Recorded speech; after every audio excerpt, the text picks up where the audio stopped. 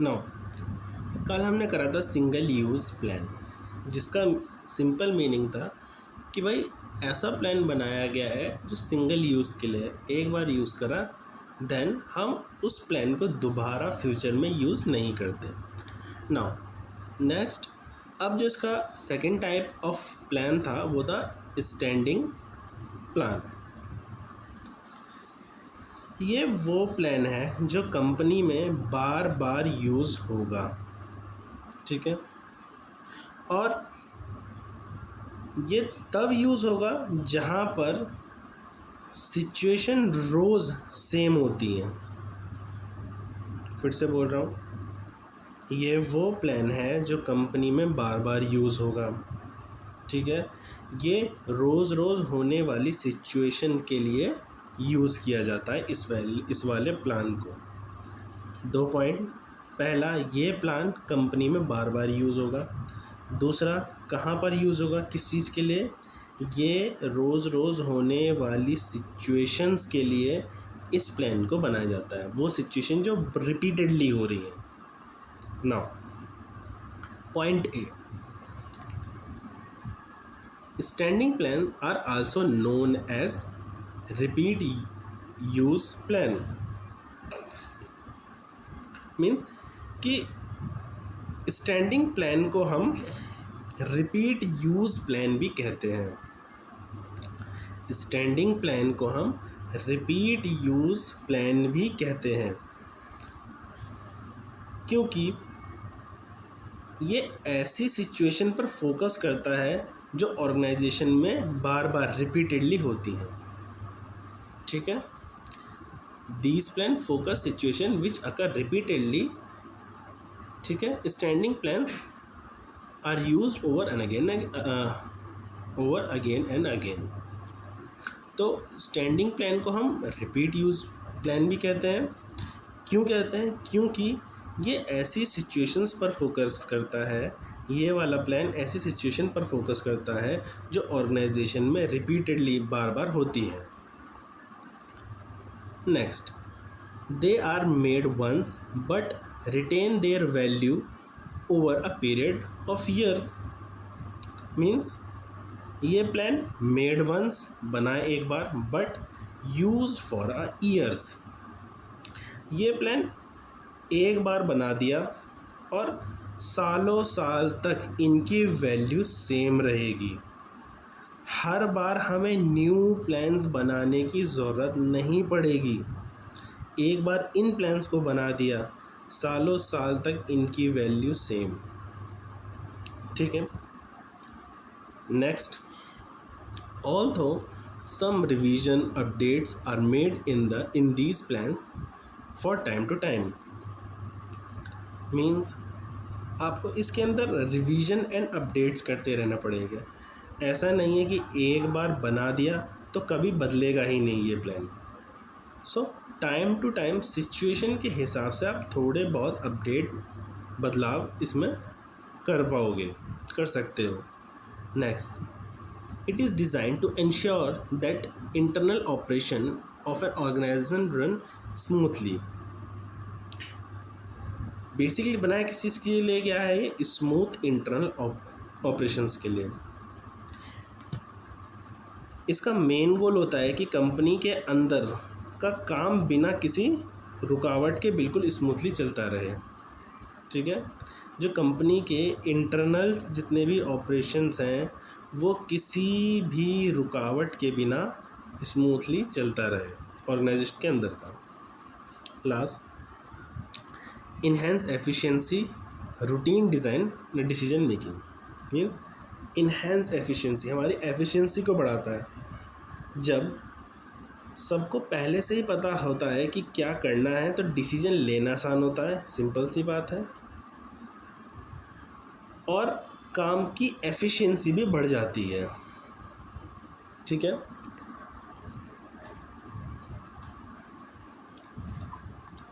Now there are other type of plans which are usually not classified as single use and standing plans।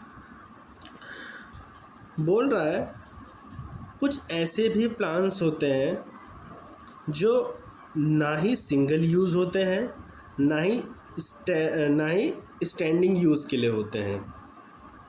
ठीक है, कुछ ऐसे भी plans होते हैं जो ना ही सिंगल यूज़ होते हैं, ना ही स्टैंडिंग होते हैं। तो उन्हें हम कहते क्या है? उन्हें हम स्ट्रेटजी और ऑब्जेक्टिव प्लान कहते हैं। उन्हें हम स्ट्रेटजी और ऑब्जेक्टिव प्लान्स कहते हैं, जो हम नीचे पढ़ेंगे। ठीक है, सो अभी तक हमने जो पढ़ा वो पढ़ा हमने सिंगल यूज़ प्लान और स्टैंडिंग। फिर हमें नीचे वाले पैरा में, इस वाले पैरा में बताया कि कुछ ऐसे भी प्लान्स होंगे जो ना ही स्टैंडिंग होंगे, जो ना ही सिंगल होगा। उन्हें हम कहेंगे स्ट्रेटजी एंड ऑब्जेक्टिव प्लान्स। ठीक है, now these are strategy objective, as these plans are prepared by only management and they serve as guide for overall planning, whereas single use and standing plannings are part of the operation planning process। कह रहा है ये plan top level management, बड़े bosses जो हैं वही बनाते हैं। नाउ काम ये कंपनी की ओवरऑल प्लानिंग के लिए यूज़ में आएंगे कि भाई कंपनी की ओवरऑल प्लानिंग को गाइड करके इन प्लान्स को बनाया जाएगा।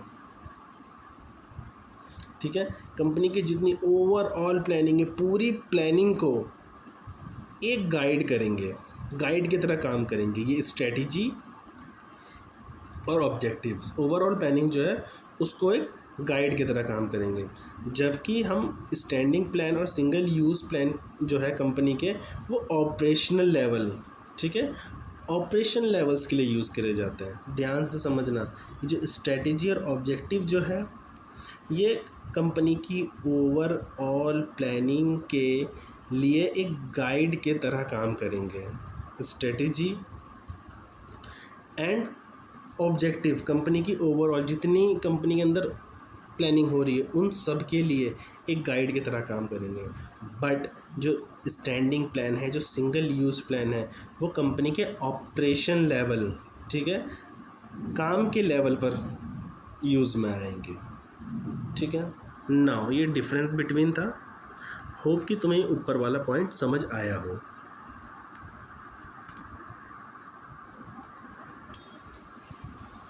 Now planning is a pervasive function, which means it is not the task of top level manager। ठीक है, कि भाई प्लानिंग परवेसिव फंक्शन है। नाउ परवेसिव का सिंपल मतलब होता है जो हर लेवल पर हो रहा है। प्लान, इसके साथ एक वर्ड लग गया प्लानिंग, तो मतलब प्लानिंग एक परवेसिव फंक्शन है, मीन्स कि जो हर लेवल पर हो रहा है, जो हर जगह अवेलेबल है, कोई ऐसी चीज़ जो हर लेवल पर हो रही है। सो प्लानिंग सिर्फ टॉप लेवल में मैनेजमेंट तक होकर नहीं रह जाएगी, हर जगह होने वाली चीज़ है। आगे पढ़ते हैं। Only but manager work at different level perform planning function. The plans framed by top level manager may differ from the plan framed by middle level lower level managers।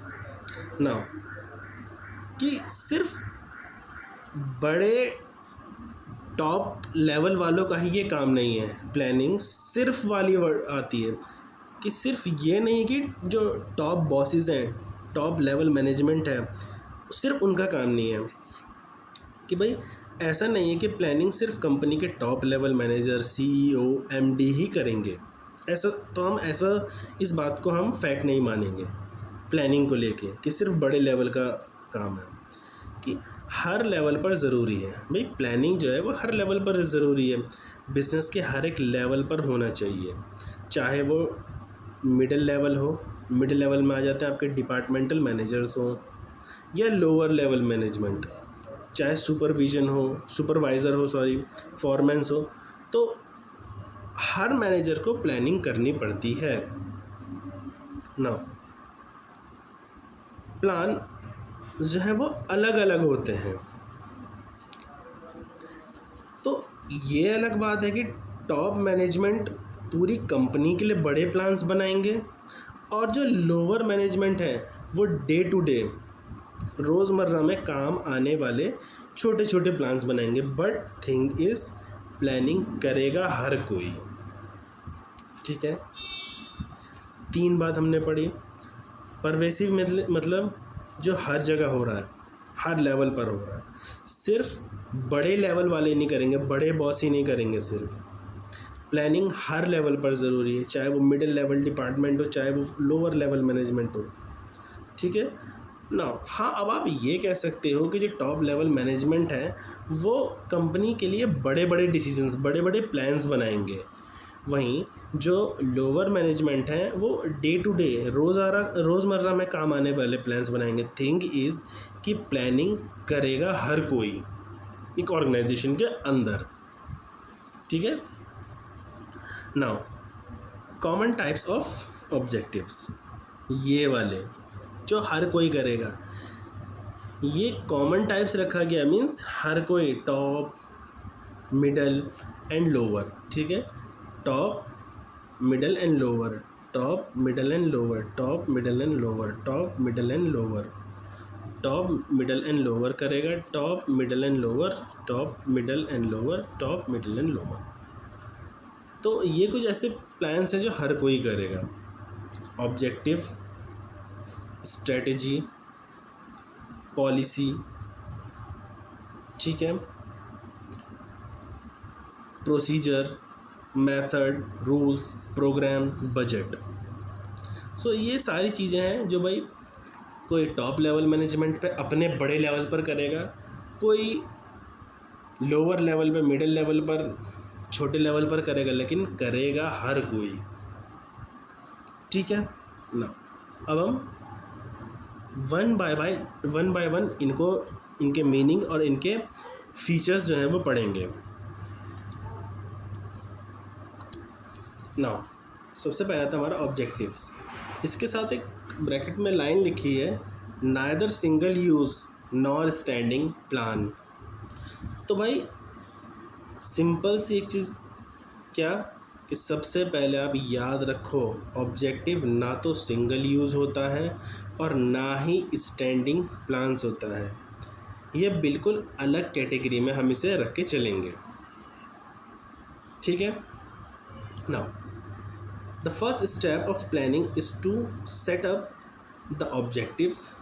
Objectives is what the organization want to achieve, that is the end result of the objectives.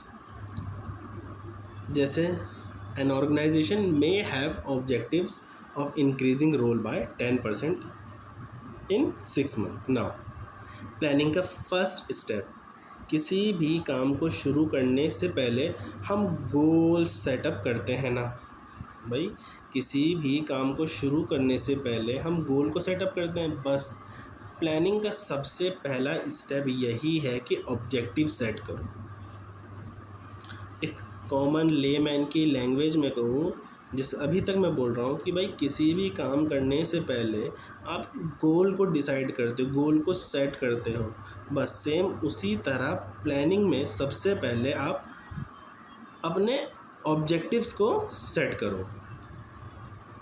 Now and result means कि एक organisation में आखिर में क्या achieve करना चाहते हैं।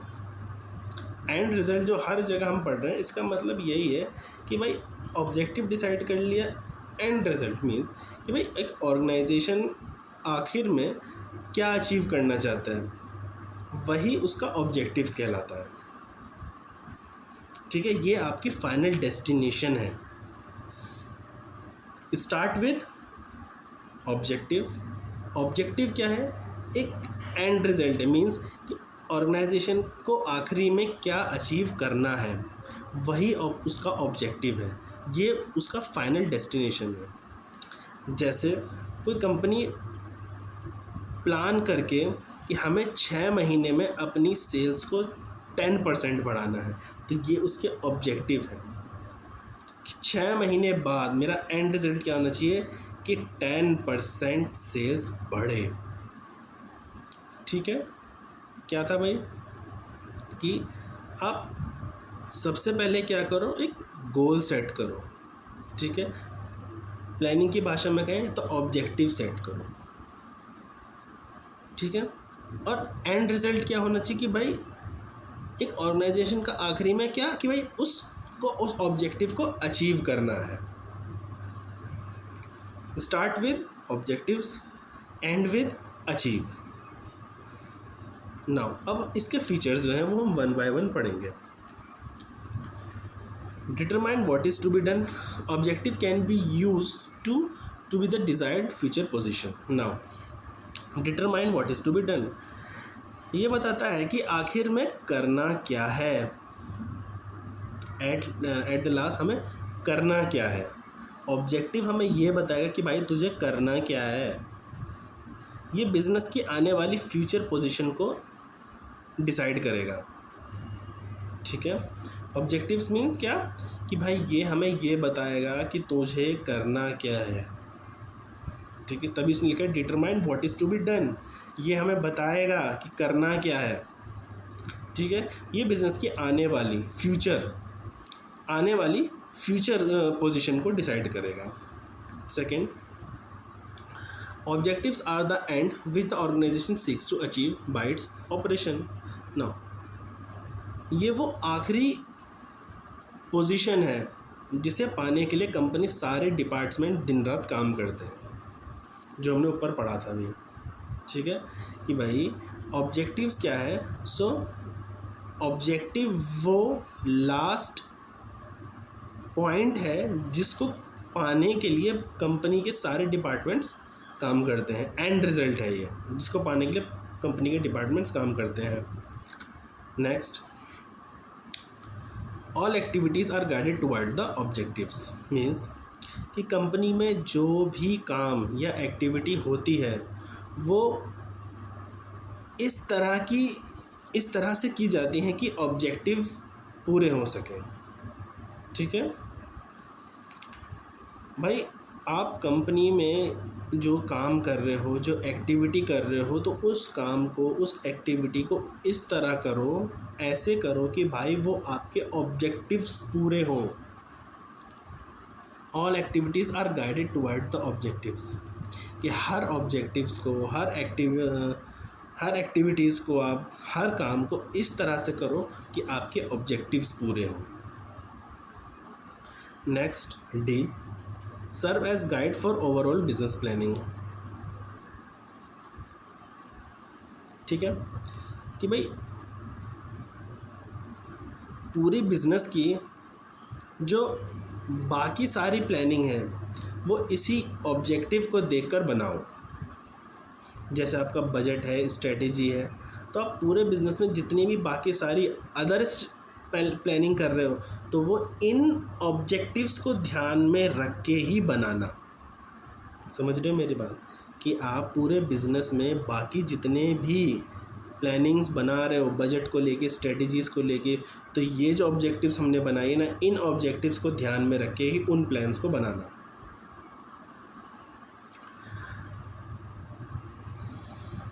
Now E, define future state of the affair which the organization strive to realize.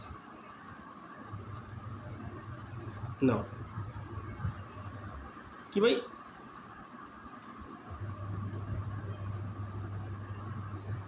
इस पॉइंट से, इस ऑब्जेक्टिव से जब हम ऑब्जेक्टिव करते हैं तो ये दिखाता है कि कंपनी फ्यूचर में खुद को कहाँ देखना चाहती है। स्ट्राइव टू रियलाइज, ठीक है। कि प्लानिंग के थ्रू हम ये दिखाते हैं, ये देखते हैं कि हम खुद को फ्यूचर में कहाँ देखना चाहते हैं, कंपनी खुद को कहाँ फ्यूचर में देखना चाहती है, इसलिए आज ऑब्जेक्टिव ऐसा बनाएं, ठीक है। Last, they are usually set by the top level management, objective जो है वो टॉप लेवल मैनेजमेंट का काम है, क्योंकि ये पूरी कंपनी का गोल होता है। इसीलिए जो बड़े बॉसेस हैं कंपनी में, जो बड़े प्लेयर्स हैं, टॉप लेवल मैनेजमेंट ऑब्जेक्टिव्स को डिसाइड करते हैं। नाउ एक है कि भाई लास्ट में कि ऑब्जेक्टिव शुड बी स्मार्ट, कि भाई ऑब्जेक्टिव कैसा होना चाहिए, तो ऑब्जेक्टिव स्मार्ट होना चाहिए। एस स्पेसिफिक, गोल बिल्कुल साफ होना चाहिए, घुमा फिरा कर नहीं, क्लियर गोल रखना, स्पेसिफिक। मीजरेबल, जैसे नंबर में, जिसे नंबर में नाप सको आप, जैसे ऊपर हमने पढ़ा 10%, 5 रुपीज़, लैक्स, ठीक है। नेक्स्ट, अचीवेबल, गोल ऐसा हो जो सच में पूरा किया जा सके, बिल्कुल अनरियलिस्टिक ना हो। रेलेवेंट, जो आपके बिजनेस से मेल मिलता जुलता हो, मेल खाने वाला हो, ऐसा नहीं कि ऐसा प्लान बना दिए जो आपके बिजनेस से मेल ही निकाला। अनरिलेवेंट है। टाइम बाउंड, एक हर प्लान के अंदर एक पक्की टाइम लिमिट होनी चाहिए, जैसे 6 महीने हमने ऊपर पढ़ा, 1 साल, बिना टाइम लिमिट के गोल का कोई फ़ायदा नहीं होता, ठीक है। नेक्स्ट हमारा आता है strategy. Now next strategy, neither single use not standing, ठीक है, कि भाई ऑब्जेक्टिव की तरह स्ट्रेटजी भी ना तो सिंगल यूज़ होती है और ना ही स्टैंडिंग प्लान होती है। समझ आया कि ऑब्जेक्टिव्स की तरह स्ट्रेटजी भी ना तो सिंगल यूज़ वाली है ना तो स्टैंडिंग प्लान वाली है। ना आगे, a strategy is a comprehensive plan to achieve organisation objective taking business environment into consideration, कि ये एक ऐसी डीप और पूरी प्लानिंग है। कॉम्प्रिहेंसिव जो वर्ड है, मतलब कि डीप और कंप्लीट प्लानिंग है, होती है, जो बिज़नेस इन्वायरमेंट को ध्यान में रखकर बनाई जाती है ताकि कंपनी के गोल्स को अचीव किया जा सके, ठीक है। जो यहाँ पे इसने कॉम्प्रिहेंसिव वर्ड किया है, मीन्स कि प्लानिंग एक, ये स्ट्रेटजी जो है ये एक ऐसी डीप और कंप्लीट प्लानिंग होती है जिसके अंदर हम बिजनेस इन्वायरमेंट को ध्यान में रख के, ठीक है, कंपनी के गोल्स को डिसाइड करेंगे, ठीक है।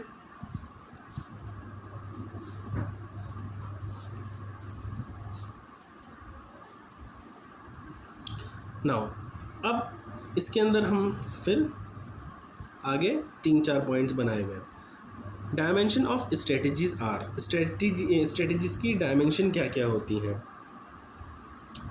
पहला आता है डिटरमाइनिंग लॉन्ग टर्म ऑब्जेक्टिव्स, ठीक है ना। लंबे लंबे समय के लिए गोल्स को डिसाइड करो, ऐसा नहीं कि गोल्स को आप बना रहे हो तो फॉर शॉर्ट पीरियड, स्ट्रेटजी हमेशा लंबे समय के लिए बनाई जाएगी, ठीक है। लंबे समय के बड़े गोल डिसाइड करो लंबे समय के लिए। Next, adopting a particular course of action, goal तक पहुंचोगे कैसे, उस रास्ते को पूरा चूज़ करो, ठीक है भाई। Particular course of action means कि रास्ता क्या होगा, उससे पहले एक वर्ड अडॉप्ट, मीन्स उसको चूज़ करो, गोल तक पहुंचना कैसे है उसके लिए एक रास्ते को चूज़ करो।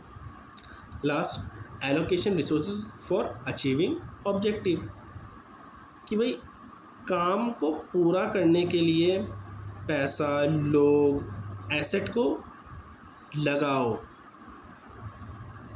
रिसोर्सेज में सब कुछ आ गए, पैसे आ गए, लेबर आ गई, एसेट आ गई, इन्हें हम रिसोर्सेज बोलते हैं। तो उनका यूज़ करो, उनको लगाओ, एलोकेट मतलब लगाओ, ठीक है। फिर से एक बार बताता हूँ क्या हुआ। मीन्स कि भाई स्ट्रेटजी क्या है, स्ट्रेटजी ना तो ऑब्जेक्टिव, ये स्ट्रेटजी क्या है, ऑब्जेक्टिव्स की तरह है, ना तो ये सिंगल यूज़ है ना ये स्टैंडिंग है। कॉम्प्रिहेंसिव प्लान है, मीन्स कि इस, ये जो हम करेंगे स्ट्रेटजी बनाएंगे भाई, इसके अंदर हम कॉम्प्रिहेंसिव प्लान बनेंगे, मतलब डीप और कंप्लीट होगा ये, ठीक है। जिसके अंदर हम बिजनेस इन्वायरमेंट को ध्यान में रख के प्लानिंग करेंगे ताकि जो कंपनी के गोल्स हैं उन्हें हम ईजिली अचीव कर सकें। फिर हमने इसके 3 डायमेंशन पढ़े। लॉन्ग टर्म कि भाई स्ट्रेटेजी जो होगा वो लॉन्ग टर्म के लिए होगा, ठीक है। हम इसके अंदर पर्टिकुलर कोर्स ऑफ एक्शन लेंगे, मीन्स कि गोल को अचीव करने के लिए भाई हम एक रास्ते को चूज़ करेंगे, एक्शंस को चूज़ करेंगे, अडॉप्ट करेंगे। रिसोर्सेज को एलोकेट करो भाई कि भाई काम पूरा करना है तो resources like money, labour, asset को काम पे लगाओ, यूज़ करो। नाउ हम आते हैं इसके फीचर्स पर। Show the blueprint of the business, provide outline business. Now ये पूरे बिजनेस का एक बेसिक ब्लूप्रिंट कह लो या आउटलाइन होता है। स्ट्रेटेजी हमारे पूरे बिजनेस का एक बेसिक ब्लूप्रिंट या आउटलाइन होता है जो बताता है कि कंपनी कैसे काम करेगी, ठीक है। स्ट्रेटेजी क्या है? हमारे पूरे बिजनेस का ब्लूप्रिंट, आउटलाइन है जो बताएगा कंपनी को कि काम कैसे करना है। Strategy influenced by business environment. Whenever strategy formulated, the business environment need to be taken into consideration. The changes in economic level, legal, political, technological, social environment will affect the organization strategy. Now, strategy हमेशा बाहर का माहौल means business environment को देखकर बनाना, ठीक है। Strategy जो है वो बिजनेस इन्वायरमेंट को, बाहर के माहौल को देखकर चेंज होती है ना। देश की इकोनॉमिक की कंडीशन क्या है, लीगल, पॉलिटिकल, टेक्नोलॉजिकल या सोशल माहौल जब बदलता है तो स्ट्रेटेजी पर सीधा अफेक्ट पड़ता है, ठीक है। तो इसलिए कहा था कि उसने कि भाई आप बिजनेस इन्वायरमेंट को ध्यान रख के स्ट्रेटेजी बनाना, ठीक है। भाई एक हमारा जो बिज़नेस होता है वो इन्वायरमेंट से, बिजनेस इन्वायरमेंट से बहुत इन्फ्लुएंस होता है। इसका नाम यही है कि strategy influence by business environment. First line उसकी यही लिखी है कि भाई बिजनेस जो होता है हमारा वो इन्फ्लुएंस करता है बिजनेस इन्वायरमेंट से। तो स्ट्रेटेजी हमेशा बिजनेस इन्वायरमेंट के माहौल को देखकर बदलती रहती है। भाई कंट्री की इकोनॉमी क्या है, लीगल, पॉलिटिकल, टेक्नोलॉजिकल, सोशल जो इन्वायरमेंट है वो क्या है। तो स्ट्रेटेजी पर हमेशा डायरेक्ट इन्फ्लुएंस होता है किसका, बिजनेस इन्वायरमेंट का। तो अगर बिजनेस इन्वायरमेंट चेंज हो रहा है, लॉजिकल बार बार आ रहा है, लीगल, पॉलिटिकल, सोशल, अगर इनमें से कुछ बदलेगा तो हम अपनी स्ट्रेटेजी को भी बदलेंगे क्योंकि उसका डायरेक्ट इन्फ्लुएंस है, ठीक है, हमारे धंधे पर। Now next, strategy directs future decision making and scope in long term, long run guidance.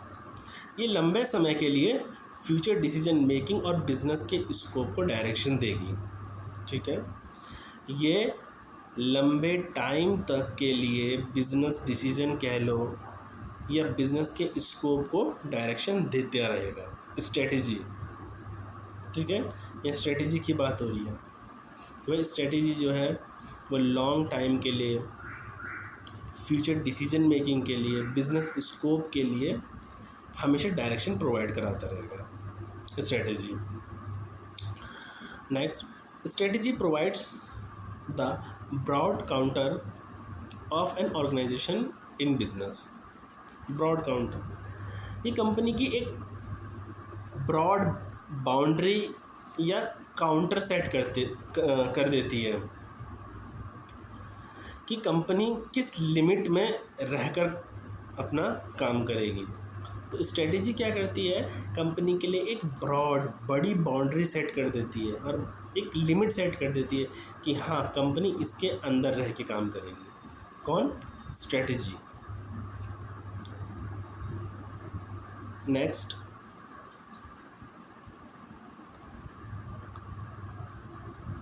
Strategy usually, हाँ ये रहा, strategy usually takes the course of strategy usually takes the course of forming the organization identity in the business environment. Organization identity means strategy से market में company की एक identity बनती है, ठीक है। अगर स्ट्रेटजी अच्छी है तो उस मार्केट में भी कंपनी की एक आइडेंटिटी, एक पहचान बनती है, ठीक है। तो स्ट्रेटजी से ही मार्केट में कंपनी की एक आइडेंटिटी बनेगी। Next, last, major strategic decision will include decisions like whether organisation will continue in same kind of business or combine new line of activities or seek to acquire dominant position in the same business. Now major strategic decision. Now strategy में बड़े और important decision लिए जाते हैं, जैसे क्या company को इसी बिजनेस में रहना चाहिए या किसी नई लाइन में एंटर करना चाहिए, या फिर मार्केट पर पूरा डोमिनेंट पोजीशन पे आने के लिए कंपनी को क्या क्या करना चाहिए, ठीक है। नाउ फिर से बता रहा हूँ मैं कि इसके अंदर, स्ट्रेटजी के अंदर मेजर स्ट्रेटेजिक डिसीजंस लिए जाते हैं, ठीक है। स्ट्रेटजी में बड़े और इम्पॉर्टेंट डिसीजन लोगे आप, जैसे क्या कंपनी को जो हम बिज़नेस लाइन अभी तक करते आ रहे थे उसी में रहना चाहिए या किसी नई लाइन में एंटर करना चाहिए, ठीक है। या हम मार्केट में डोमिनेंट पोजीशन पाने के लिए किसी नई कंपनी को ख़रीद लें, ठीक है। ये सारी चीज़ें हमने पढ़ी किसमें, स्ट्रेटजी में। Now next, policy. नाउ अब हम बात करते हैं पॉलिसीज़ की। पॉलिसीज़ को डिफ़ाइन करने से पहले एक वर्ड लगा हुआ है इसके साथ, स्टैंडिंग प्लान। ये एक स्टैंडिंग प्लान होता है जो बिज़नेस में रोज़ की सिचुएशन के लिए काम आता है। स्टैंडिंग क्या था, रिपीटेडली, ठीक है। तो भाई पॉलिसीज़ क्या है, स्टैंडिंग प्लान है। मींस ये स्टैंडिंग प्लान होता है जो बिज़नेस में रोज़ की सिचुएशन के लिए काम में आएगा, तो इसलिए हम पॉलिसीज़ को क्या कहेंगे, स्टैंडिंग प्लान। जो भाई रोज़ की सिचुएशन में काम आ रहा है तो मीन्स हम इसको रिपीटेडली यूज़ भी कर रहे हैं। Now policy can be defined as organisation general response.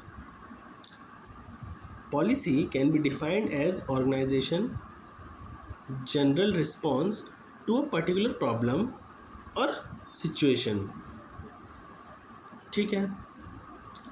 In simple word, it is the organization's own way to handle the problem, ठीक है। Policies are made at every level of organization because manager at every level need to decide or predetermine way to handle situation, and policy act as guide to take decision in unexpected situation. Policy provide a basis for interpreting strategies. Now अब बैठ के सुनो, policy क्या है, general response to problem है। किसी particular problem या situation पर ऑर्गेनाइजेशन के जनरल रिस्पॉन्स क्या होगा, वही पॉलिसी है। फिर से समझो, किसी पर्टिकुलर प्रॉब्लम, किसी पर्टिकुलर सिचुएशन पर ऑर्गेनाइजेशन का जनरल रिस्पॉन्स क्या होगा, वही पॉलिसी है। ये कंपनी का अपना खुद का कस्टमाइज तरीका होता है किसी भी प्रॉब्लम को हैंडल करने का, general response to problem, general response एक नॉर्मल रिस्पॉन्स प्रॉब्लम का। ठीक है भाई, कोई पर्टिकुलर प्रॉब्लम किसी भी सिचुएशन पे ऑर्गेनाइजेशन का हम जनरल रिस्पॉन्स क्या लेंगे, हम उसे ही कहेंगे, जो रिस्पॉन्स हमने दिया, ठीक है, वही हम कहेंगे कि भाई हमारी ये पॉलिसी है। अगर ये जनरल पर्टिकुलर प्रॉब्लम आती है तो हम इसमें इस तरह हमारी ये पॉलिसी अपनाएंगे, कहते हैं ना ये पॉलिसी अपनाओ। कोई इस पर्टिकुलर सिचुएशन आ रही है तो उसमें ये पॉलिसी अपनाओ। ठीक है, तो क्या कि भाई किसी पर्टिकुलर प्रॉब्लम, किसी पर्टिकुलर सिचुएशन पे जो ऑर्गेनाइजेशन का जनरल रिस्पॉन्स होगा उसे ही हम पॉलिसी कहेंगे। ये कंपनी का एक अपना खुद का कस्टमाइज तरीका होगा जो किसी भी प्रॉब्लम को हैंडल करने के लिए काम में आएगा। Now made at every level, policies business के हर लेवल पर बनाया जाएगा, क्योंकि हर लेवल पर मैनेजर को अलग अलग सिचुएशन को प्री डिटरमाइंड वे में डिसाइड करना पड़ता है, पहले से ही तय करना पड़ता है। ठीक है, समझ आया कि भाई पॉलिसीज़ बिजनेस के हर लेवल पर बनाई जाएगी, क्योंकि हर लेवल के मैनेजर ने डिसाइड किया हुआ होता है, प्री डिटरमाइंड किया होता है, पहले से ही डिसाइड किया हुआ होता है कि उसके लिए आने वाली प्रॉब्लम्स क्या क्या हैं। ना आगे बढ़ता कि गाइडेड फॉर, कि भाई ये जो पॉलिसीज़ हैं हमें गाइड करेगा अनएक्सपेक्टेड सिचुएशन के। अगर अचानक से कोई ऐसी सिचुएशन आ जाए जो अनएक्सपेक्टेड हो तो पॉलिसी एक गाइड की तरह काम करेगी कि अब क्या डिसीजन लेना चाहिए। लास्ट कि भाई पॉलिसीज़ जो है वो बेसिस है इंटरप्रेटिंग करने के लिए स्ट्रेटजीज़ को। ऊपर हमने क्या पढ़ा था, स्ट्रेटजीज। सो ये पहले से बनी हुई जो स्ट्रेटजीज़ हैं तो उन स्ट्रेटजीज़ को समझाने के लिए और उन्हें इम्प्लीमेंट करने के लिए एक रास्ता बनता है पॉलिसी। ठीक है, तो जो पहले से ही स्ट्रेटजीज़ बनी हुई हैं उनको समझाना हो, उन्हें इम्प्लीमेंट करने का एक बेसिस बनता है कौन, हमारा पॉलिसी। नाउ इसके features, policies are general statement that guide thinking और channelize energy towards particular directly. Now general statement, ये एक जनरल स्टेटमेंट होता है जो मैनेजर की थिंकिंग को गाइड करता है और उनकी एनर्जी को एक सही डायरेक्शन में चैनलाइज करता है। जनरल स्टेटमेंट जो इसने यूज़ करा मीन्स कि आम स्टेटमेंट, नॉर्मल स्टेटमेंट, आम स्टेटमेंट। ठीक है, सो ये एक आम स्टेटमेंट होता है जो मैनेजर की थिंकिंग को गाइड करेगा और मैनेजर की एनर्जी को एक सही डायरेक्शन में चैनलाइज करेगा। Next, guides managerial action and decision implementation of strategies. Now ये मैनेजर को एक्शन लेना और स्ट्रेटजी को इम्प्लीमेंट करने में हेल्प करेगा मैनेजर को। Next, policies organizations customized way to handle problem in it brings uniformity in decision making. Now important word है uniformity in decision making, means कि क्योंकि हर बार प्रॉब्लम के लिए पहले से एक पॉलिसी हमने बनाई हुई है, इसीलिए डिसीजन लेने में यूनिफॉर्मिटी होगी। ठीक है, ऐसा नहीं होता कि एक मैनेजर अलग डिसीजन लेगा और दूसरा अलग। समझे बात मेरी? हमने क्या ऊपर एक वर्ड पढ़ा था, प्री डिटरमाइंड। ठीक है, यहाँ पर हमने पढ़ा था कि भाई प्री डिटरमाइंड वे में सोचा जाएगा। ठीक है ना, कि वो पहले से ही, क्योंकि हर प्रॉब्लम के लिए मैनेजर ने पहले से ही पॉलिसी बना ली होगी, क्योंकि प्री डिटरमाइंड में उसने सोचा हुआ था। तो इसीलिए जो सबके डिसीजन, जब हमने पहले ही सोचा हुआ है तो सबके डिसीजन भी प्री डिटरमाइन वो होंगे, यूनिफॉर्म होंगे, एक जैसे होंगे। ऐसा नहीं होना चाहिए कि भाई एक मैनेजर का डिसीजन कुछ और है, दूसरे मैनेजर का डिसीजन कुछ और है।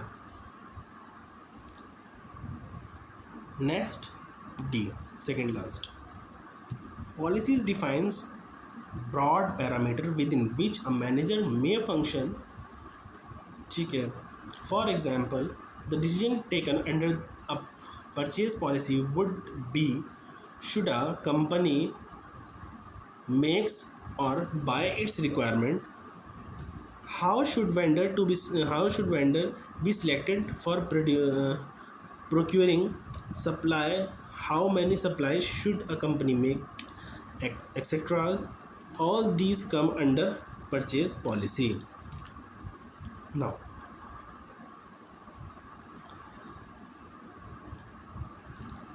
पॉलिसी क्या है?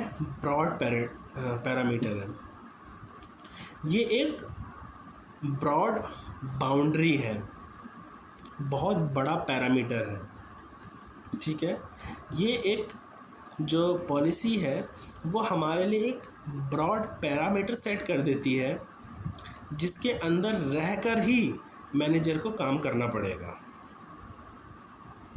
वर्ड्स समझो, policies defines broad parameter within, जिसके अंदर मैनेजर में फंक्शन। ठीक है, सो ये एक ब्रॉड पॉलिसी क्या है, एक ब्रॉड पैरामीटर सेट कर देगी जिसके अंदर रहकर ही मैनेजर को काम करना पड़ेगा। देन एग्जाम्पल क्या कहता है, जैसे कंपनी की परचेज पॉलिसी हो सकती है, एक कंपनी की परचेज पॉलिसी हो सकती है जो डिसाइड करेगी कि कंपनी को माल खुद बनाना चाहिए या बाहर से बाय करना चाहिए, रॉ मटेरियल सप्लाई करने के लिए वेंडर को कैसे सिलेक्ट किया जाएगा, एक बार में कितना माल सप्लाई करवाना है। तो ये क्या है, हमने पॉलिसी के अंदर एक बाउंड्री सेट कर ली, खुद बनाना है बाहर से बनवाना है, रॉ मटेरियल को किस वेंडर से लेना है, माल सप्लाई कितना करवाना है। तो ये क्या है, एक पॉलिसी के अंदर हमने एक बाउंड्री सेट कर ली जिसके अंदर ही मैनेजर को काम करना पड़ेगा। ठीक है, last, there are policies for all level and department in the organisation. वही बात फिर से कि भाई पॉलिसीज़ ऑर्गेनाइजेशन के हर एक लेवल और हर एक डिपार्टमेंट, जैसे सेल्स, एचआर, परचेज के लिए अलग अलग बनाई जाती है। ठीक है, हर लेवल पर। Now next, procedures.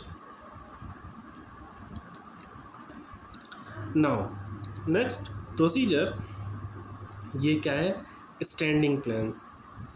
ये ऐसी सिचुएशन के लिए होता है जो ऑर्गेनाइजेशन में बार बार आती हैं, इसीलिए स्टैंडिंग प्लान हम इसे कहते हैं।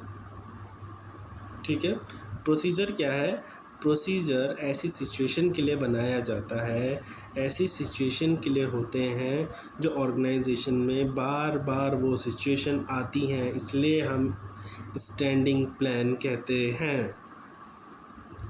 ठीक है, now next, procedures are required to steps established in advance to handle future conditions. They detail the exact manner in which work is required to be performed. बहुत अच्छा, स्टेप इन एडवांस, आने वाली फ्यूचर कंडीशन या problem को handle करने के लिए जो स्टेप पहले से ही अब एडवांस में ही डिसाइड कर लो, उन्हीं को हम प्रोसीजर कहेंगे। समझे, आने वाली फ्यूचर कंडीशन, प्रॉब्लम को हैंडल करने के लिए स्टेप जो आप पहले से ही डिसाइड कर लो, उन्हें आप प्रोसीजर कहोगे। सिंपल लैंग्वेज, इजी, इससे कुछ नहीं है। ठीक है, फ्यूचर में आने वाली कंडीशन कह लो, फ्यूचर में आने वाली प्रॉब्लम को कह लो, तो उनको हैंडल करने के लिए जो स्टेप्स पहले से ही डिसाइड कर लेते हैं हम उन्हें प्रोसीजर कहते हैं। ठीक है। फिर the line they detail exact manner in which work is required to be perform. ये बिल्कुल डिटेल में बताएगा कि किसी भी काम को किस एग्जैक्ट मैनर में पूरा किया जाएगा। ठीक है कि भाई ये प्रोसीजर जो है ये एग्जैक्ट डिटेल में बताएगा कि किसी भी काम को आप आगे चल के कैसे करोगे, कैसे करा जाना चाहिए। सिंपल। नाउ अब features.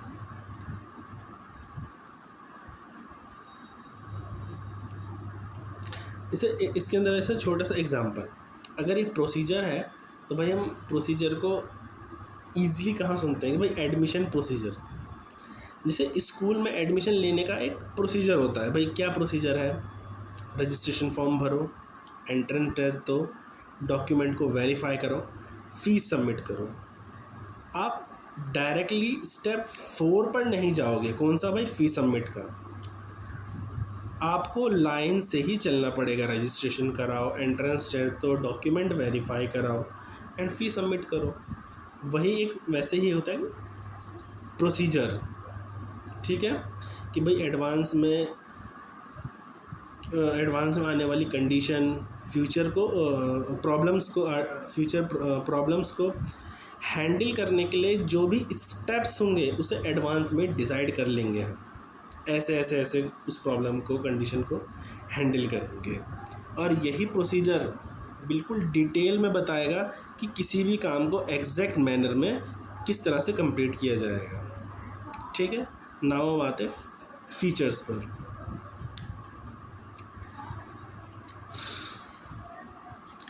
Sequence of steps to carry on different activities, meaning कि ये अलग अलग एक्टिविटीज़ को पूरा करने के लिए स्टेप्स का एक पूरा सीक्वेंस होता है।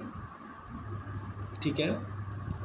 Sequence of steps to carry on different activities. Different activities को कंप्लीट करने के लिए, पूरा करने के लिए एक स्टेप्स का पूरा सीक्वेंस होगा प्रोसीजर के अंदर। ठीक है। मैं अलग अलग एक्टिविटीज़ को कंप्लीट करने के लिए तो आपको एक स्टेप्स भी तो लेने पड़ेंगे, तो वो स्टेप्स का सीक्वेंस भी बताया जाएगा प्रोसीजर के अंदर। Next, generally made for Insiders only.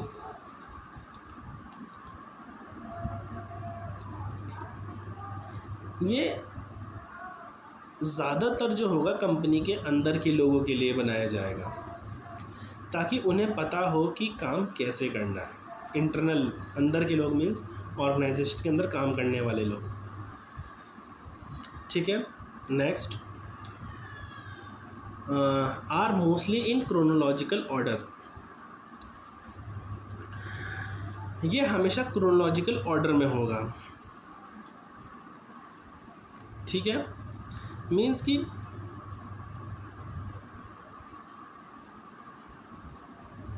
Time के हिसाब से आप पहले कौन सा स्टेप लोगे, दूसरा स्टेप कौन सा बाद में लोगे। क्रोनोलॉजिकल मीन्स कि टाइम के हिसाब से पहला स्टेप, दूसरा स्टेप क्या होगा, क्रोनोलॉजी। ठीक है। Order wise. सो पॉलिसीज़ जो होगा वो हमेशा क्रोनोलॉजी में होगा कि आप सिचुएशन के हिसाब से, टाइम के हिसाब से कौन सा पहला स्टेप लोगे, कौन सा दूसरा स्टेप लोगे। Next, the sequence of steps for और actions to be taken to enforce policy and attain predetermined objectives. ये ऐसी स्टेप्स की सीक्वेंस होती है जो पहले से बनी हुई है। ठीक है।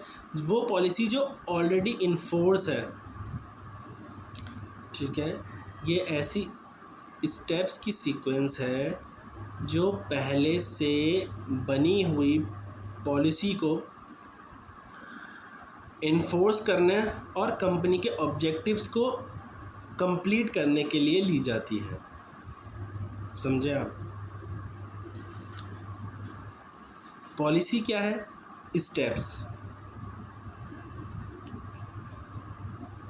पॉलिसी स्टेप्स की सीक्वेंस है। अच्छा, क्यों है?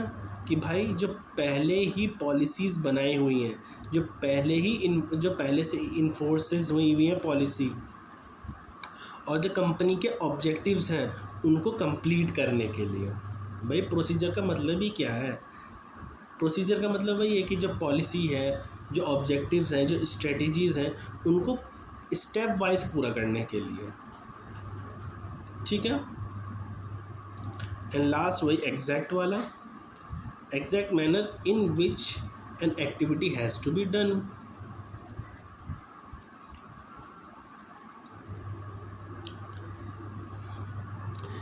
ठीक है। सो ये क्लियरली बताता है कि एक्टिविटी को करने का बिल्कुल सही और एग्जैक्ट तरीका क्या है। ठीक है।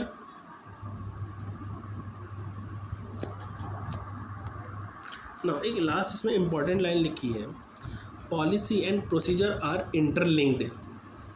Policy and procedure are interlinked with each other. Procedure are steps to be carried out within the broad policy framework। ठीक है ना। पॉलिसी और प्रोसीजर एक दूसरे से जुड़े हुए हैं, इंटरलिंक्ड हैं। पॉलिसी एक ब्रॉड फ्रेम मतलब बाउंड्री। पॉलिसी एक ब्रॉड फ्रेमवर्क डिसाइड करती है। प्रोसीजर उस फ्रेमवर्क के अंदर रहकर काम को स्टेप बाय स्टेप पूरा करने का रास्ता दिखाता है। फिर से मेरी बात समझो, जो उसमें लिखा हुआ है कि policy and procedure are interlinked with each other, procedure are step to be carried out within the broad policy framework. कि भाई पॉलिसी और प्रोसीजर एक दूसरे से जुड़े हुए हैं, इंटरलिंक्ड है। एंड पॉलिसी एक ब्रॉड फ्रेमवर्क डिसाइड करेगी। पॉलिसी जो होगी वो एक ब्रॉड बाउंड्री डिसाइड करेगी, फ्रेमवर्क डिसाइड करेगी, और प्रोसीजर उस फ्रेमवर्क को, उस बाउंड्री के अंदर रहकर काम को स्टेप बाय स्टेप पूरा कराएगा। ठीक है।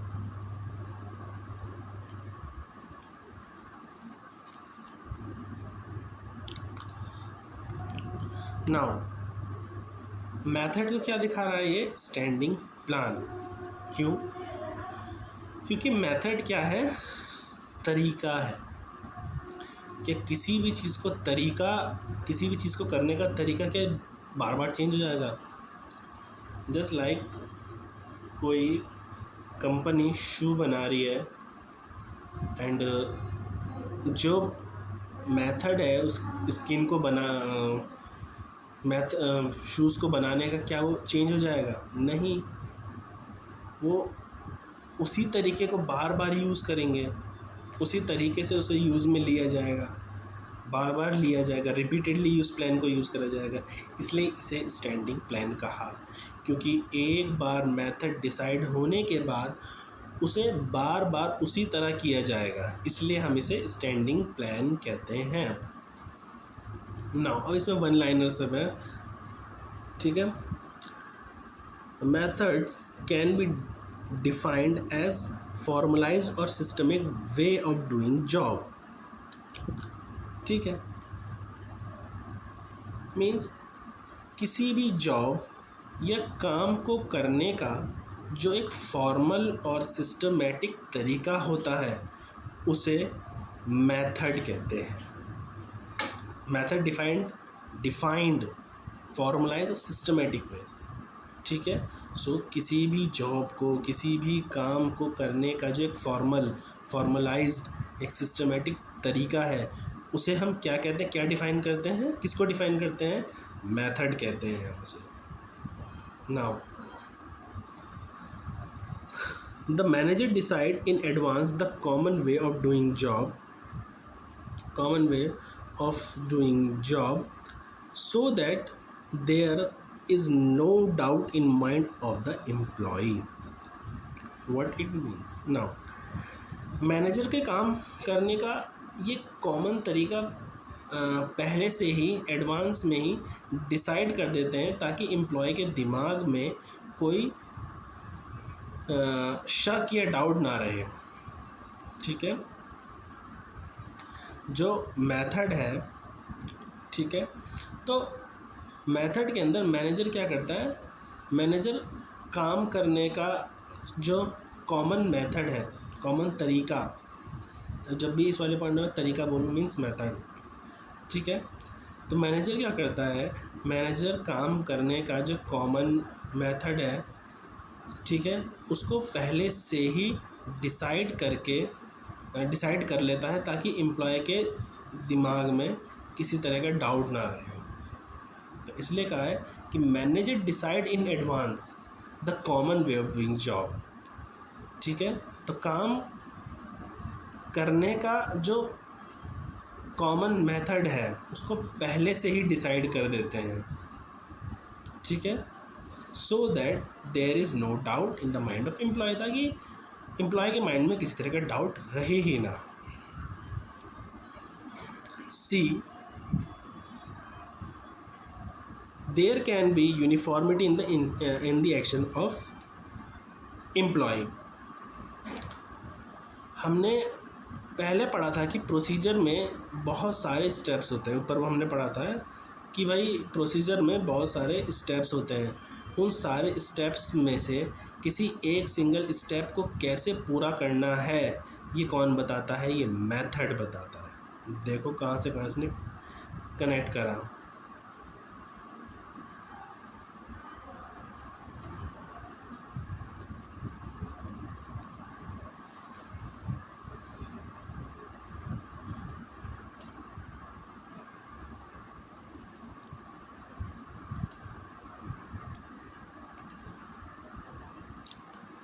सी वाला यहाँ से वो मिक्सड अप हो गया था मेरे से। See, there can be uniformity in the action of employ.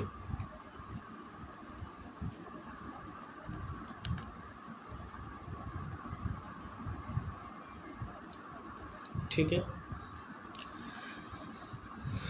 There can be uniformity in the action of employ. जब कंपनी पहले से एक कॉमन मेथड को डिसाइड कर देगी तो सारे एम्प्लॉय के काम करने के जो तरीके होंगे वो यूनिफॉर्म होंगे, मतलब एक जैसे होंगे। ठीक है, सब लोग एक ही ढंग से एक्शन लेते हैं, काम करते हैं। समझे आप कि भाई जब कंपनी पहले से ही एक कॉमन मेथड को डिसाइड कर देगी, कॉमन तरीके को डिसाइड कर देगी, तो सारे एम्प्लॉय के जो काम करने के तरीके होंगे वो यूनिफॉर्म होंगे। ठीक है, सभी लोग के जो काम करने के ढंग होंगे वो एक जैसे होंगे। Next, these help in applying the techniques of standardisation and simplification. ना, ये पॉइंट हेल्प करता है साइंटिफिक मैनेजमेंट की टेक्निक को अप्लाई करने में। जब हम लोग स्टार्टिंग के चैप्टर्स पढ़ रहे थे तो उसमें आता था साइंटिफिक मैनेजमेंट। ठीक है, तो ये पॉइंट हेल्प करता है साइंटिफिक मैनेजमेंट की टेक्निक्स को अप्लाई करने में। ठीक है, इससे काम स्टैंडर्डाइज जो तरीके हैं उससे होता है, स्टैंडर्डाइज वे में होता है, सिंप्लीफाइड वे में होता है। Next, act as guide for employ.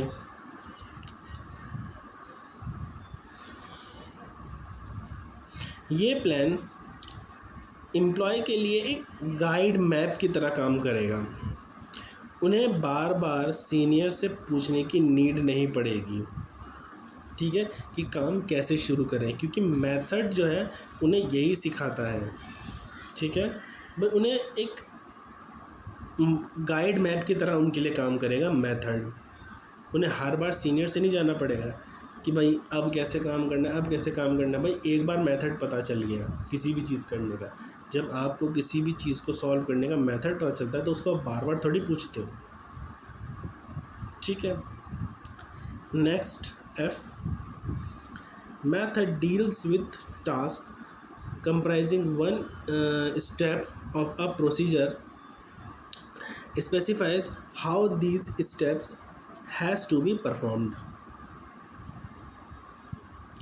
ठीक है। प्रोसीजर एक लंबी चेन है जिसमें बहुत सारे स्टेप्स हैं। मेथड उस पूरी चेन में से किसी एक स्टेप को टारगेट करता है और स्पेसिफाई करता है कि उस स्पेसिफिक स्टेप को कैसे परफॉर्म करना है। समझे आप? Method deals with task of comprising one step of procedure and specify करेगा हाउ उस स्टेप को परफॉर्म करो। ठीक है, वही मैं कह रहा हूँ, प्रोसीजर जो है, प्रोसीजर एक लंबी चेन है। प्रोसीजर एक लंबी चेन है जिसमें बहुत सारे स्टेप हैं। मेथड उस पूरी चेन में से जिस स्टेप को करना है उसको करने का उसको करने का एक स्पेसिफिक रास्ता जो है, स्टेप जो है, उसको कैसे करना है वो बताएगा। कौन? Method. Selection of proper method saves times, moneys, effort, increase efficiency. If a common way of doing job not decided in advance, then there will be confusion and comparison will not be possible. For example, for the valuation of depreciation, whether the straight line method or diminishing balance method of depreciation।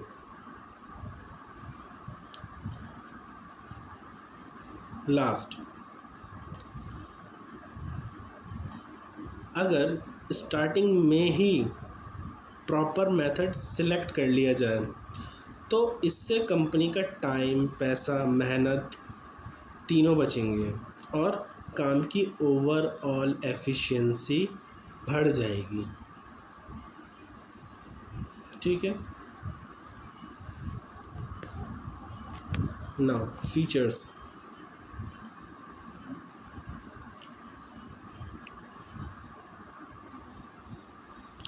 standardized way in which a task has been performed। ये जो है किसी task को perform करने का एक बिल्कुल standardise और फिक्स्ड मेथड होता है। ये बिजनेस में स्टैंडर्डाइजेशन और सिंप्लीफिकेशन को लाने में हेल्प करेगा आपको। ठीक है। Standardised way in which task has to be performed, सुनने में छोटा है लेकिन है बड़ा मीनिंग इसका। किसी भी टास्क को परफॉर्म करना है तो उसका बिल्कुल स्टैंडर्डाइज्ड और फिक्स्ड मेथड क्या होगा। ठीक है। बिजनेस में स्टैंडर्डाइज और सिंप्लीफिकेशन को लाने में मेथड जो है वो बताएगा। यूनिफॉर्मिटी। ठीक है, हमने ऊपर पढ़ा कि भाई सब में यूनिफॉर्मिटी होनी चाहिए, ये हमेशा ध्यान रखना है इस वाले मीनिंग में। Select of right method save times, money, increase efficiency, वही वाली बात है फिर से। Methods vary from task to task. Methods जो होंगे वो टास्क टू टास्क कैसे होंगे, वेरी करेंगे। हर अलग अलग टास्क के लिए मेथड भी अलग अलग होंगे। जैसे प्रोडक्शन का मेथड अलग होगा और सेल्स का मेथड अलग होगा। Now standings. प्लान्स रूल्स भी एक स्टैंडिंग प्लान्स है। कैसे भाई? रूल्स एक बार बना दोगे आप, लेकिन वो एप्लीकेबल जो होंगे वो हमेशा होंगे, बार बार होंगे। रूल्स एक बार बना दिए जाते हैं पर हमेशा लागू रहते हैं, वो एप्लीकेबल रहते हैं, इसलिए हमने इसे स्टैंडिंग प्लानिंग कहा है। ठीक है। ये हमेशा एप्लीकेबल रहेंगे, हमेशा यूज़ होंगे कंपनी में, ऑर्गेनाइजेशन में। Now rules spell out of special actions और non action of the employ.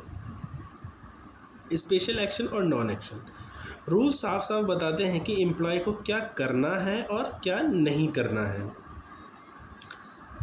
There is no discretion allowed in rules, ठीक है। There is no discretion allowed in rules, इसका मतलब है कि एम्प्लॉय को इसमें अपनी मर्जी से चलने की या अपना दिमाग लगाने की छूट नहीं मिलेगी।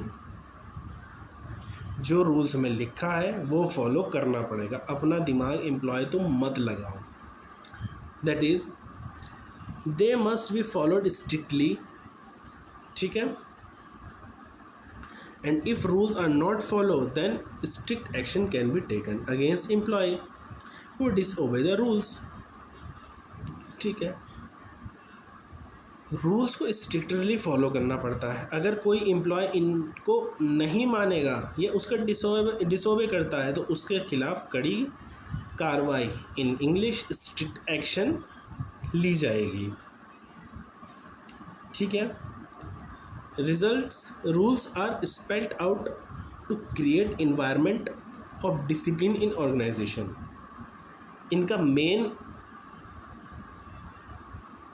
मकसद है क्या रूल का, इनका जो मेन मकसद है, मेन रोल है ऑर्गेनाइजेशन के अंदर, वो है कि क्या एक स्ट्रिक्ट डिसिप्लिन का इन्वायरमेंट हो ऑर्गेनाइजेशन में, बस रूल्स का इतना ही काम है, ठीक है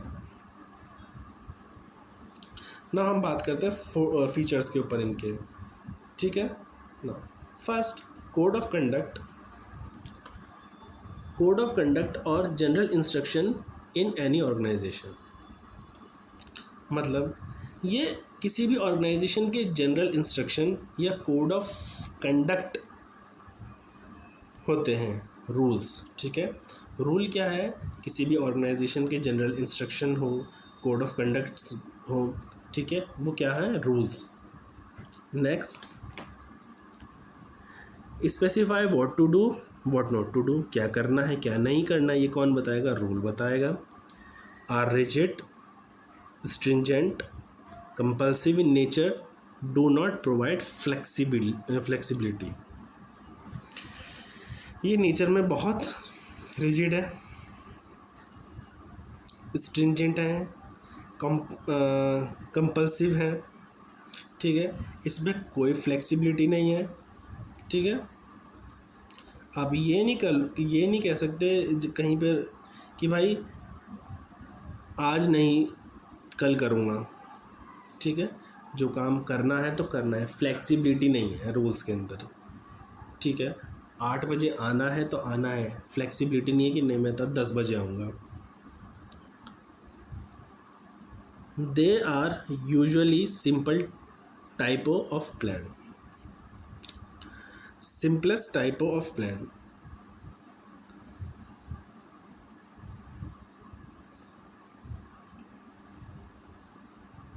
Now, सिंपल क्यों कहा कि अभी तक हमने जितने पढ़े, कितने स्टेप्स कितने पढ़े लिए हमने अभी तक, ये 6th है, उसमें से सबसे सिंपल है क्योंकि इसके अंदर किसी तरह के स्टेप्स नहीं, रूल को फॉलो करने कुछ स्टेप्स नहीं होते हैं, रूल एज कंप्लीट फॉलो किया जाता है, ठीक है। इसलिए इसे कहा है कि सिंपलेस्ट टाइप ऑफ प्लान है, ठीक है, ख़त्म, बस ये इतना सही था। लास्ट बस 2 पॉइंट और बचे, देन ये चैप्टर ख़त्म।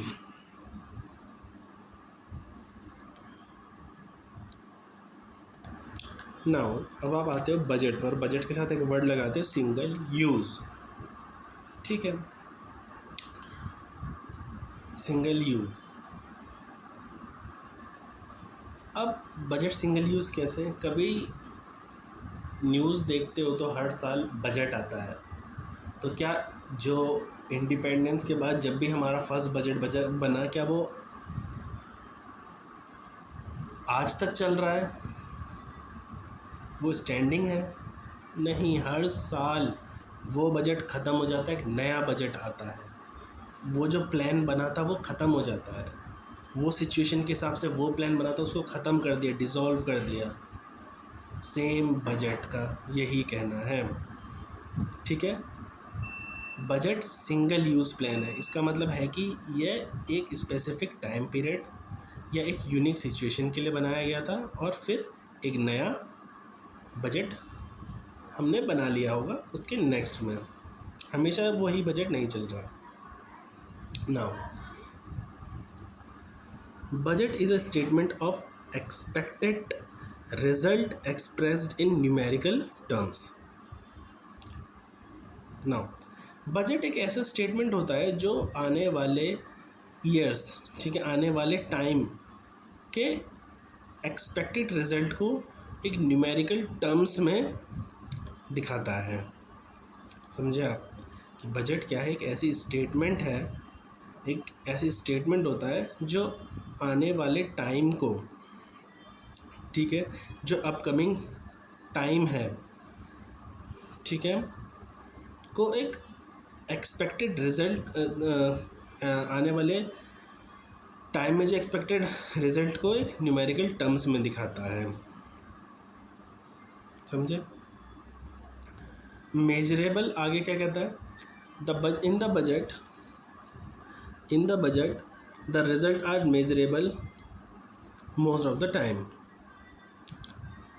इसमें जो भी टारगेट होता है उन्हें हमेशा मेज़र किया जा सकता है। These are financial in nature, but it does not mean that a company prepare only financial budget. भाई ज़्यादातर जो बजट फिनेंशियल होते हैं, ज़्यादातर जो हम बजट की बात करते हैं, ज़्यादातर जो बजट होते हैं वो फिनेंशियल होते हैं, लेकिन इसका मतलब ये नहीं कि कंपनी सिर्फ फिनेंशियल बजट ही बनाएगी। जैसे कैपिटल रिक्वायरमेंट को, भाई अगर हमें कैपिटल रिक्वायरमेंट की कुछ बात करनी है तो हम कैपिटल बजट बनाते हैं, ठीक है। हर पर्टिकुलर अलग अलग चीज़ के लिए हम बजट बनाते हैं।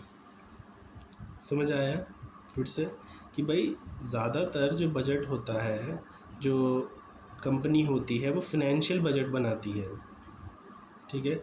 बजट जो होते हैं फिनेंशियल बजट होते हैं, लेकिन यही नहीं, इसका मतलब ये नहीं होगा कि भाई कंपनी सिर्फ फिनेंशियल बजट ही बनाएगी।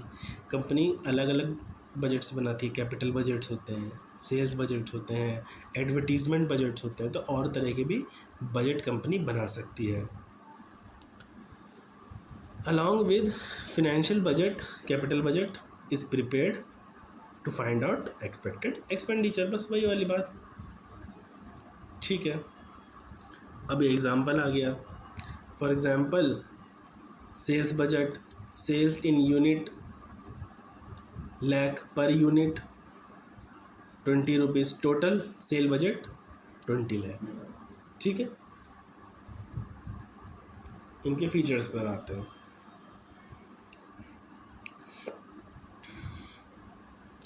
Statement of the expected result expressed in numerical terms. ये एक्सपेक्टेड रिजल्ट को नंबर्स में बताने वाली एक स्टेटमेंट है, ठीक है। बजट क्या है? बजट है कि भाई जो हमारा एक्सपेक्टेड रिज़ल्ट है, जो हमारा एक्सपेक्टेड रिज़ल्ट है, रिज़ल्ट को नंबर्स में बताने वाला स्टेटमेंट है बजट हमारा। Next, serve as standard for measuring and comparing actual performance. Means ये एक स्टैंडर्ड है, ठीक है। ये एक स्टैंडर्ड सेट कर देता है, बजट एक स्टैंडर्ड सेट कर देता है। बाद में हम एक्चुअल परफॉर्मेंस को इस बजट से कंपेयर कर सकते हैं कि काम प्लान के मुताबिक हुआ है या नहीं। समझे मेरा मतलब? बजट में क्या है कि हम एक स्टैंडर्ड सेट कर देते हैं कि इस बजट के अंदर करना है, तो बाद में जो हम अपना काम कर लेते हैं, बाद में हम क्या करते हैं, एक्चुअल जो हमने काम करा उसको इस बजट से हम कंपेयर करते हैं कि क्या हमने बजट में रहकर काम करा या नहीं। Quantities, future fact and figures, ये आने वाले कल के फैक्ट्स और फिगर्स को क्वांटिफाई करता है, मतलब कि उन्हें गिनती नंबर के फेसेस में बताएगा। समझे मेरा मतलब कि भाई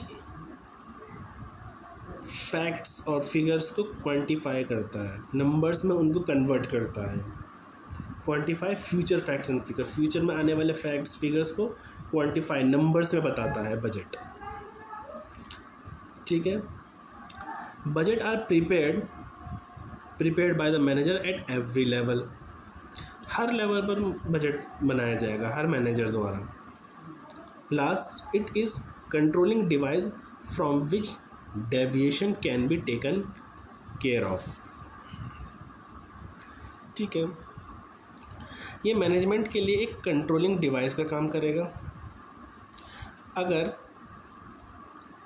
रियल काम और बजट में कोई भी फ़र्क है, डेविएशन आता है, तो उसे जल्दी से टेक केयर, ठीक करना आसान होगा।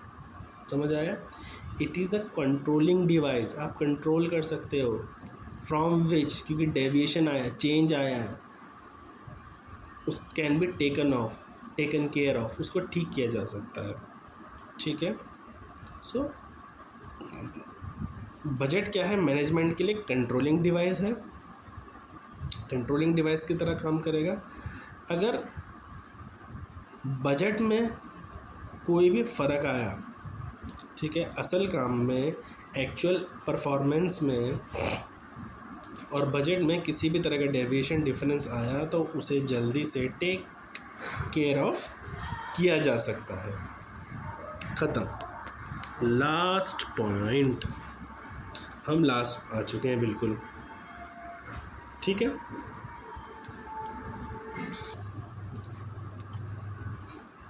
Now last, programmes. इसके आगे भी लगा सिंगल यूज़। ठीक है। सो ध्यान रखना कि सिंगल यूज़ प्लान है जो किसी एक बड़े स्पेसिफिक प्रोजेक्ट के ख़त्म होते ही पूरा हो जाता है। क्या प्रोग्राम्स हमेशा लाइफ टाइम चलते रहते हैं, रिपीटेडली होते हैं? नहीं भाई, सिंगल यूज़ होते हैं।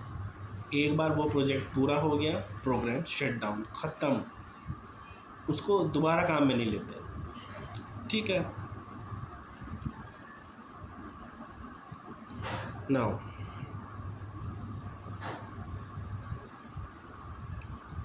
programs are combination of objectives, policies, procedure and budget rules. All these plans together form a program, means all in one combination। मतलब क्या हुआ कि भाई प्रोग्राम्स अकेले नहीं बनते, ये ऑब्जेक्टिव, पॉलिसीज़, प्रोसीजर्स, रूल और बजट का एक कॉम्बिनेशन होता है। इन सभी प्लान्स को जब एक साथ मिलाओगे आप, तो एक प्रोग्राम बनता है। Next, the problems are made to get systematic working in organisation. इनका मेन मकसद ऑर्गेनाइजेशन में काम को एकदम सिस्टमैटिक तरीके से करना होता है। ठीक है। इनका मेन मकसद क्या है प्रोग्राम्स का, कि भाई ऑर्गेनाइजेशन में एक एकदम सिस्टमैटिक तरीके से काम होना चाहिए। This programme create relationship between policies, procedure and goals. ठीक है। ये कंपनी की पॉलिसीज़, प्रोसीजर और गोल्स, ऑब्जेक्टिव्स के बीच में एक स्ट्रॉन्ग लिंक या रिलेशनशिप क्रिएट करता है programme. The programme are also prepared at different level. A primary programme, ठीक है, कि भाई प्रोग्राम जो है वो अलग अलग लेवल पर बनाया जाता है. A primary programme is prepared by the top level management. Primary कहाँ बनेगा? टॉप लेवल पर. Then supportive, then to support primary programme को सपोर्ट करने के लिए supportive programmes of different level are prepared for smooth function of the company. बोला कि primary programme को सपोर्ट करने के लिए अलग अलग लेवल पर छोटे छोटे सपोर्टिव प्रोग्राम बनाए जाते हैं क्योंकि कंपनी को स्मूथली चलाया जा सके. ठीक है.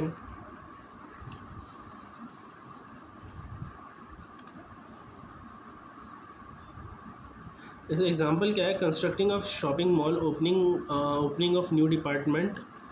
Programmes are framed to carry particular project. बोल रहा है एक नई शॉपिंग मॉल बनाना है तो कंपनी में एकदम नया डिपार्टमेंट खोलना है. ये किसी एक पर्टिकुलर प्रोजेक्ट को पूरा करने के लिए बनाए जाते हैं.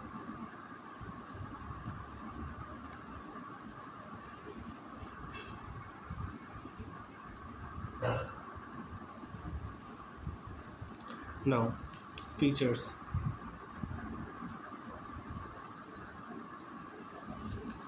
Detailed statement about project. ठीक है. प्रोग्राम किसी भी प्रोजेक्ट के बारे में एकदम डिटेल गहराई में स्टेटमेंट देते हैं. ठीक है. Is a combination of objective, policies and procedure and rules. Programmes objective, policies, procedure और रूल्स का एक मिक्स्ड पैक होता है, मीन्स कॉम्बिनेशन होता है. Is prepared at various activities, is prepared for various activities. ठीक है. प्रोग्राम बिजनेस के अलग अलग तरह के एक्टिविटीज़ को हैंडल करने के लिए बनाया जाता है. Ensures systematic working in the organisation. वही रिपीटेडली लिखा हुआ है. प्रोग्राम जो होता है ऑर्गेनाइजेशन में हर काम एकदम सिस्टमेटिक ढंग से पूरा हो इसलिए बनाया जाता है. Includes entire gamete of activities. Now इसका मतलब है कि इसमें किसी प्रोजेक्ट से जुड़ी सारी की सारी जितनी एक्टिविटीज़ होंगी वो एक साथ शामिल होंगी. ठीक है. गैमेट ऑफ एक्टिविटीज़ मीन्स कि प्रोजेक्ट से जुड़ी हुई रिलेटेड सारी की सारी एक्टिविटीज़ छोटी से लेके बड़ी वो एक साथ प्रेजेंट होंगी, शामिल होंगी प्रोग्राम्स के अंदर. Last, if programme the minute details are worked out for these procedure, rules, budget within the broad policy framework. कह रहा है डिपार्टमेंट के अंदर छोटी से छोटी डिटेल, मिनट डिटेल को कहते हैं, छोटी से छोटी डिटेल पर काम किया जाता है. जैसे उसका प्रोसीजर, रूल्स, बजट क्या होगा, लेकिन ये सब कंपनी के ब्रॉड पॉलिसी फ्रेमवर्क के अंदर ही होना चाहिए. समझ आया लास्ट वाले में कि भाई प्रोग्राम के अंदर छोटी छोटी जो डिटेल्स हैं उस पर काम किया जाएगा, मिनट्स डिटेल्स पर काम किया जाएगा. जैसे उसका प्रोसीजर क्या होगा, रूल्स क्या होंगे, ठीक है, बजट क्या होगा. ठीक है. लेकिन ये सब जो भी होगा वो पॉलिसी के अंदर रहकर ही काम करेंगे, अंदर रहकर ही जो होगा वो काम किया जाएगा. नाउ अब सारा थ्योरेटिकल पार्ट खत्म इस चैप्टर का. ठीक है.